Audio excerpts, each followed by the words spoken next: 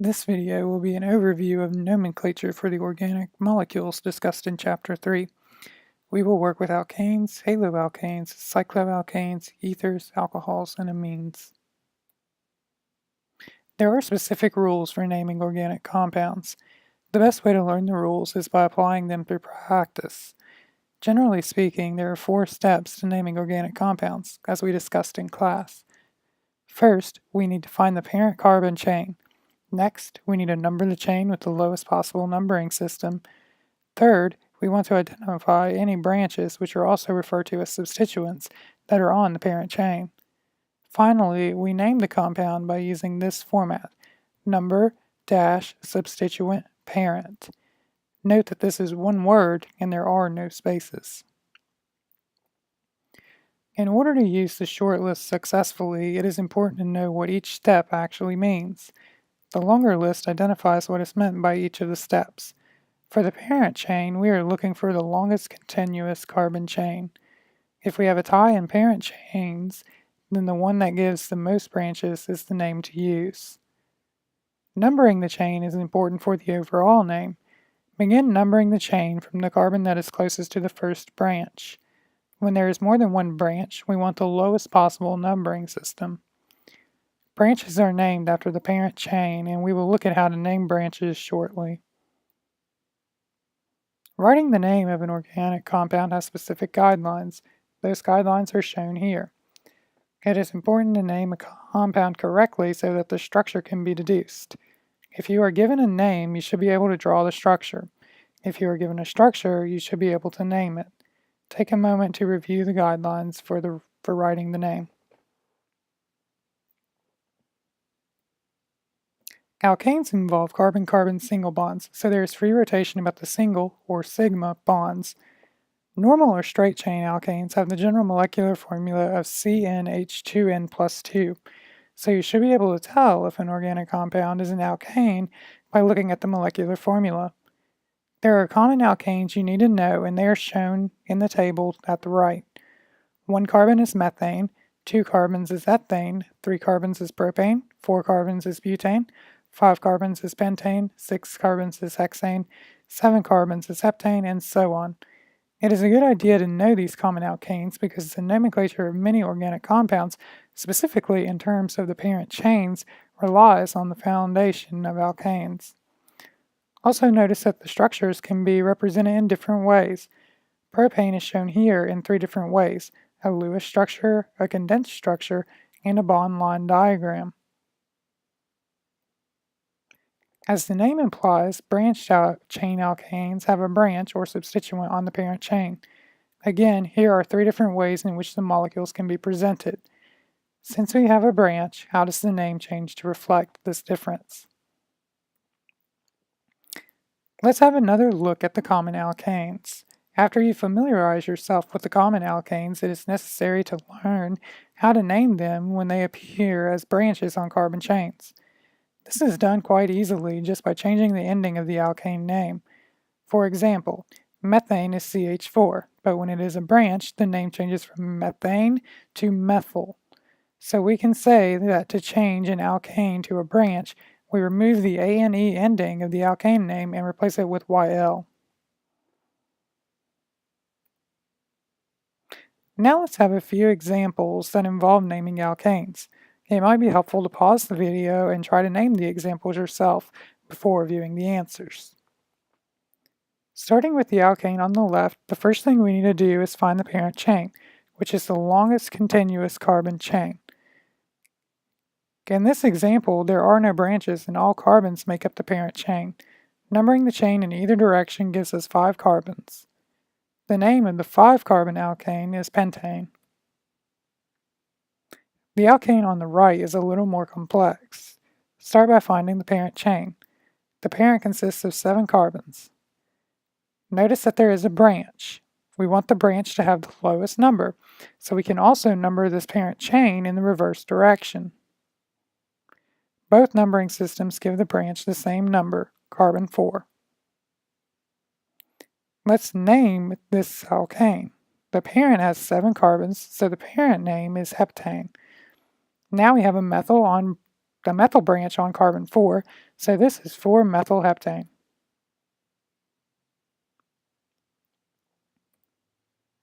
Haloalkanes are alkanes with a halogen attached to them. We name them the same way as regular alkanes, but the halogen branches have different names. F is fluoro, Cl is chloro, Br is bromo, and I is iodo.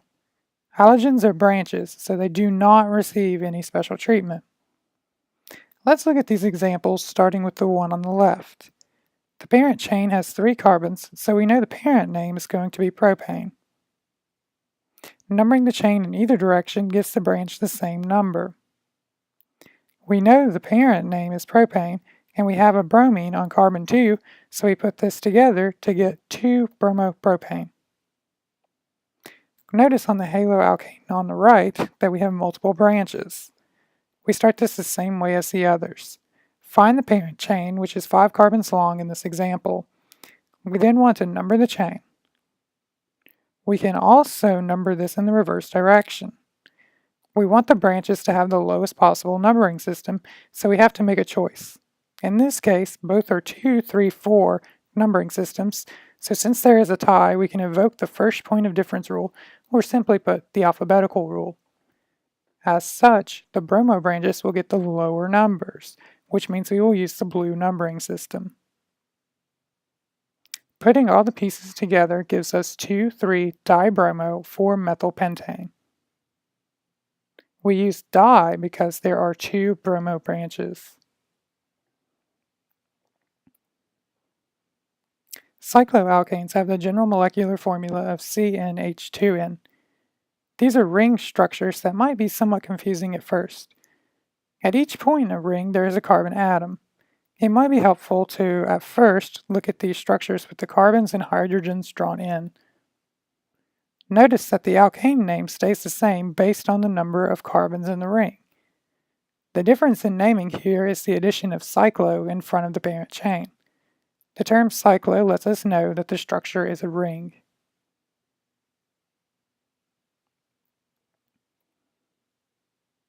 Now for some examples of naming cycloalkanes. When you are looking at cycloalkanes, it is important to start numbering at the branched carbon and, when necessary, number in the direction that gives the lowest possible numbering pattern. For the cycloalkane on the left, we will start numbering where the methyl group is attached. The methyl is on carbon 1, so we get 1-methyl-cyclobutane. There are multiple branches on the cycloalkane on the right. Start numbering from a branch and work your way around. Here, there are 2 possible numbering systems that follow the 1, 2, 3 format. Or we can number it the other way. So which system is it?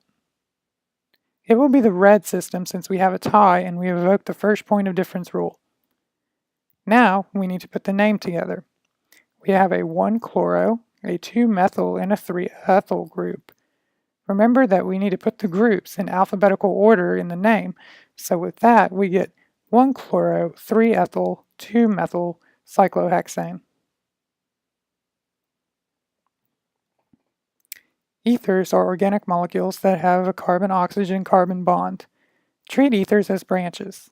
The branch name for ethers are modified from the alkane names.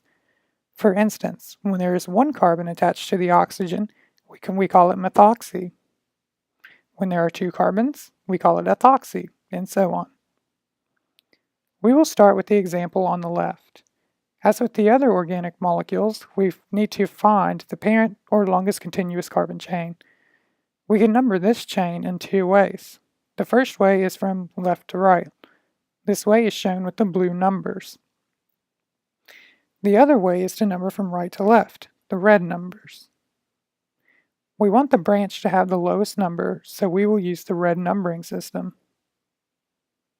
Remember that the ether is a branch, and there are 2 carbons attached to the oxygen. So the branch will be ethoxy. The parent is 4 carbons, so it will be butane. Putting this together gives us 2-ethoxybutane. With the example on the right, we will also begin with the parent chain. Again, there are two possible ways to number this chain, shown here. We want both branches to have the lowest numbering system possible, so we will use the red numbering system. We have a 1-methoxy group and a 2-methyl group. Remember to put the branches in alphabetical order when writing the name. This gives us 1-methoxy 2-methyl propane. Alcohols are a functional group and they are represented by a hydroxyl or OH group. Alcohols take priority over the other organic molecules discussed so far, which means that they get the lowest possible number in naming. In rings, the carbon bearing the OH group is automatically assigned as carbon 1, which means that this group forces the numbering system. The OH group takes priority in the straight chain or branch chain alkanes, so it also gets the lowest possible number. We will begin with the example on the left. To start, we do the same thing we have been doing for the other molecules. That is, we find the parents. Numbering this chain in either direction gives us the same result. We see that the OH group is on carbon 3. We put the number right in front of what we are identifying, so we get pentane 3-ol. Notice that the example on the right has 2 branches, so we need to pay close attention to the numbering system.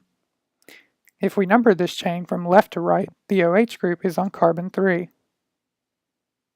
If we number it from right to left, the OH group is on carbon 4. Remember that alcohols take priority, so the OH group will get the lower number, so we will use the blue numbering system for this example. Using this system, we have a 4-chloro and an OH group on carbon 3. When we put that together, we get 4-chlorohexane 3-ol. Let's have a few more examples of alcohols. The example on the left is a cyclo, so what does that mean about the numbering since there is an OH group? Well, this means that the carbon that bears the OH group will be carbon 1. So it is incorrect to number the ring with the blue numbering system shown here. Instead, we will use the red numbering system in order to obtain the lowest possible numbering system. Now, we just have to put the pieces together and get 3-bromo 2-methyl cyclohexanol. The example on the right has 2 OH groups, so it will be a diol. We want both OH groups to have the lowest possible numbering system, but numbering this chain in either direction gives us the same result. Naming this compound gives us butane 1,4-diol. Notice that the E from the alkane name was retained. This was done to prevent 2 consonants from being adjacent to each other in the name. Amines have a carbon bonded to a nitrogen. Like alcohols, amines modify the ending of the alkane name. We drop the E and add amine. But note that alcohols take priority over amines. Let's look at these examples to see how this works. Beginning with the one on the left, we see that the parent chain is 2 carbons long. We number this chain such that the NH2 group gets the lowest number. We modify the name to get ethanamine. For the example on the right, we count the carbons to see that our parent chain is 4 carbons long. There are 2 possible ways to number this chain. We want the NH2 group to have the lowest number, so we will use the blue numbering system. We have to identify where the amine is located, just like we did with the OH group in alcohols. When we put the pieces together, we get butane 2-amine. Notice that we did not retain the E from the alkane name. This prevents 2 vowels from being adjacent in the name.